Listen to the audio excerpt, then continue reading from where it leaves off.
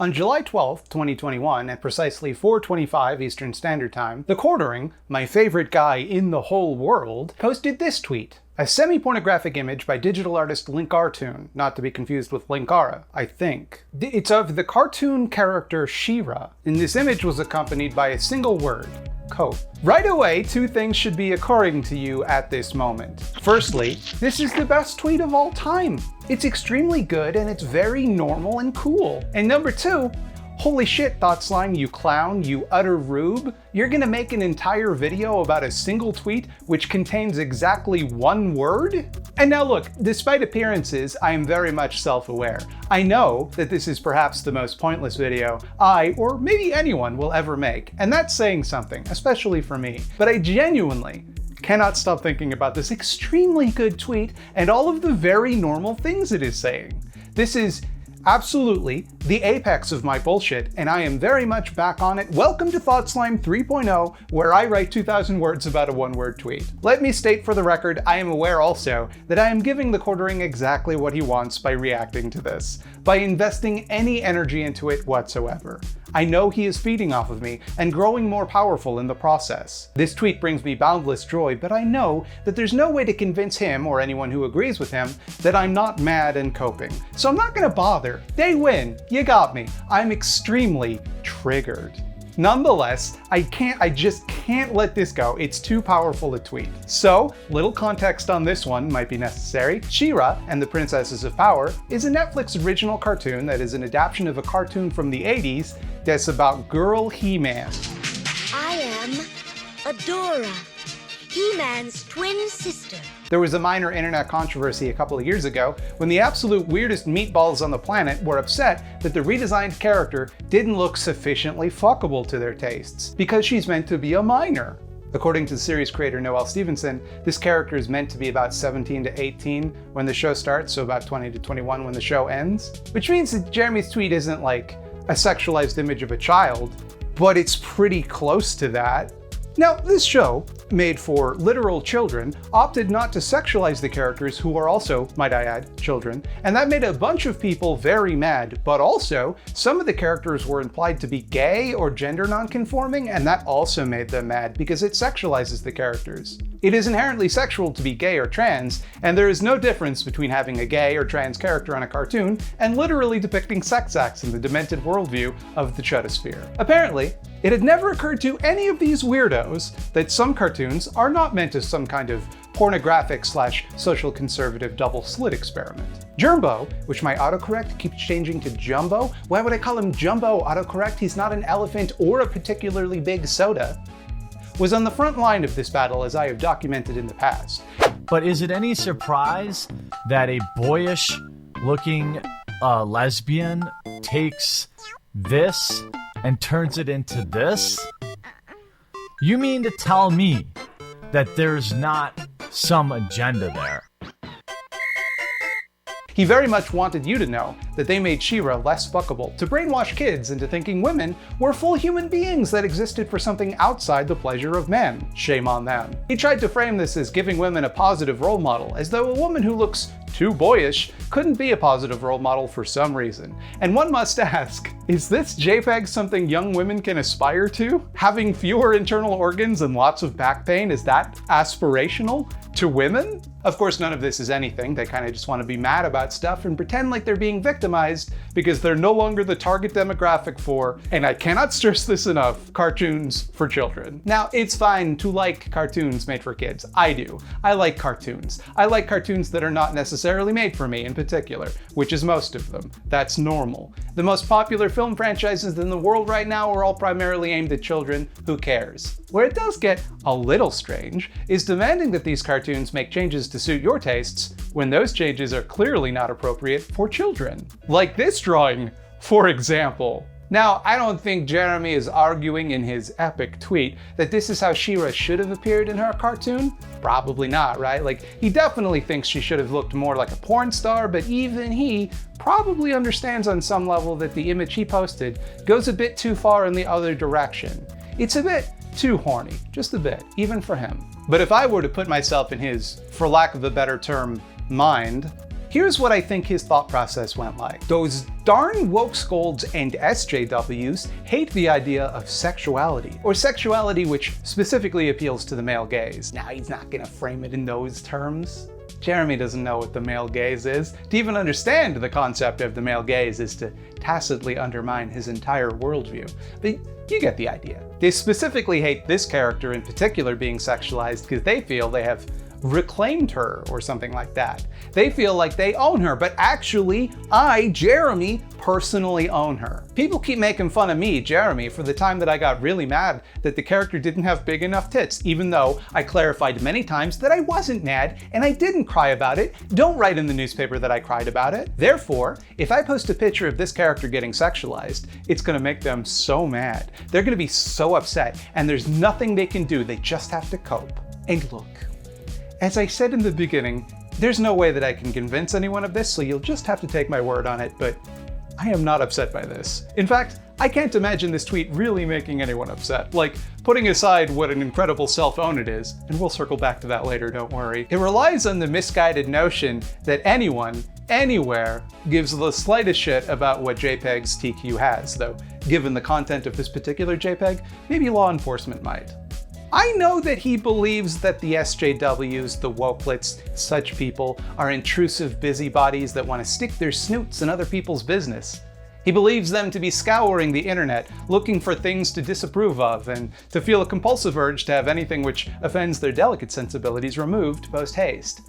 Thus, their lack of control over what JPEGs he posts on Twitter.com will fill them with impotent rage. That is what he thinks is happening here. And judging from the replies, people tend to fall into either one of two camps: horny or laughing at Jeremy. There doesn't seem to be a lot of anger sent his way.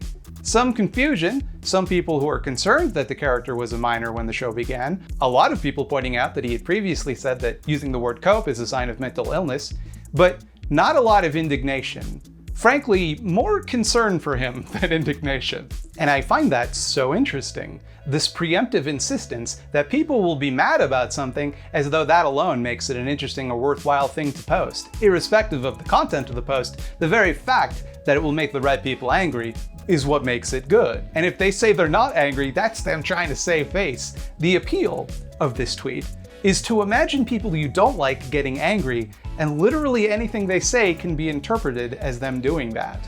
What's frankly remarkable about this is he set out to make people angry and couldn't. Really think about that for a second. He couldn't make people mad on the internet, on Twitter.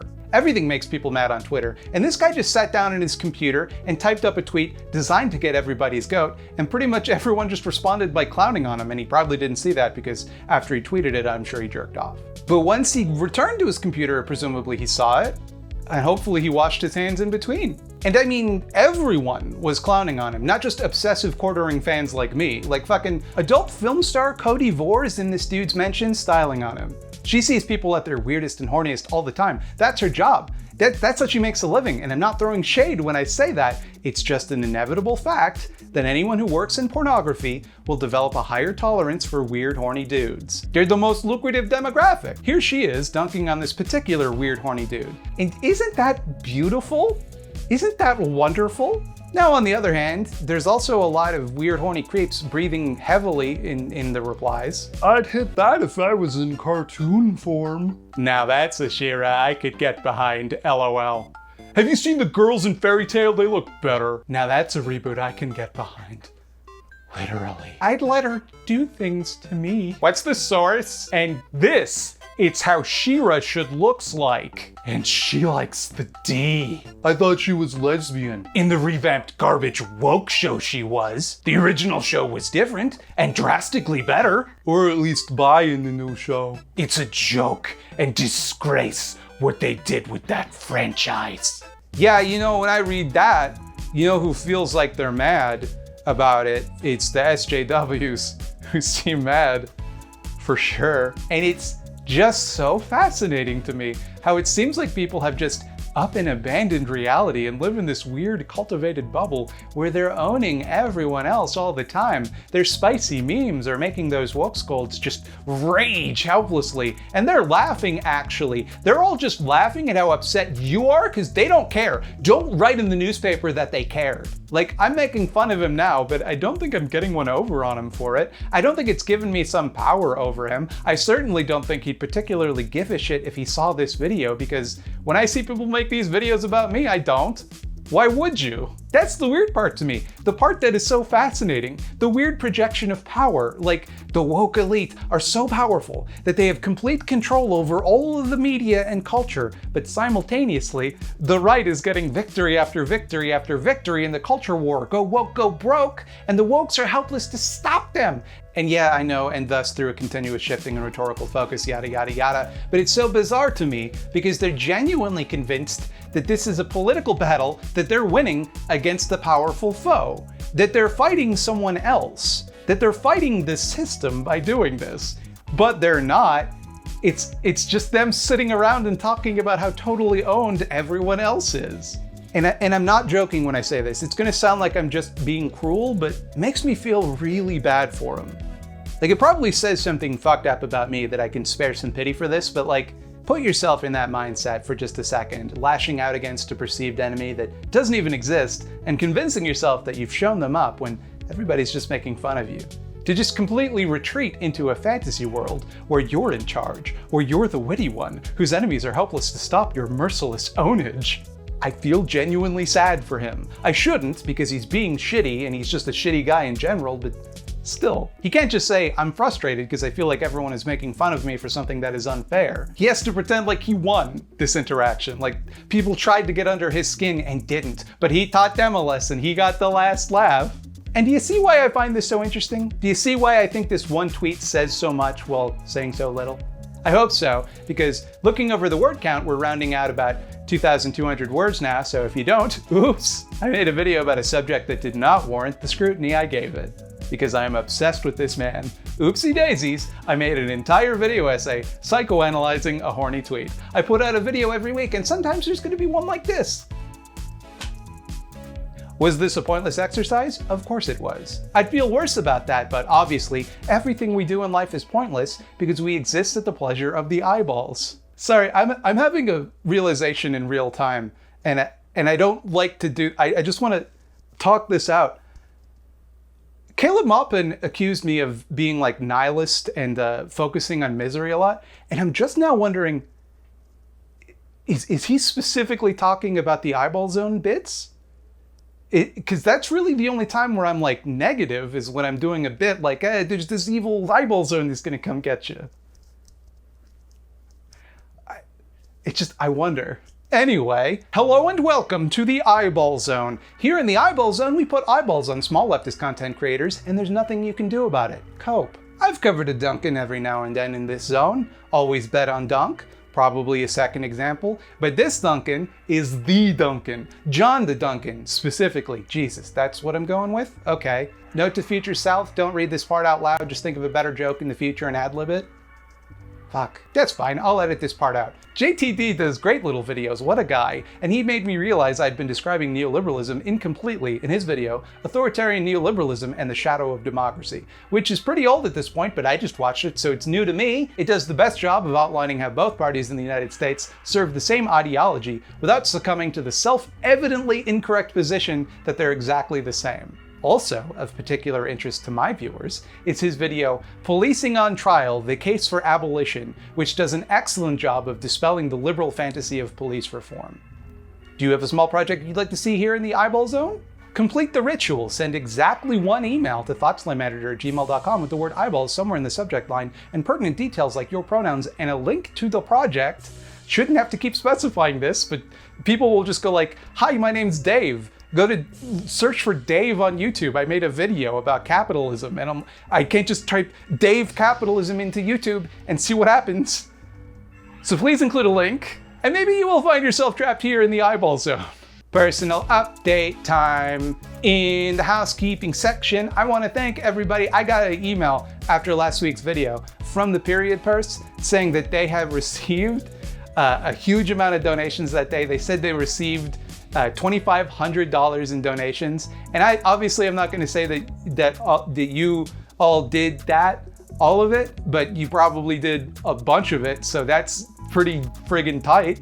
I feel like the Goo Crew can take a little credit for that. Thank you. That owns. It owns that I can do like collateral positivity. Hey, also just subscribe a minute, why don't you? And like the video and to Patreon me. Bye.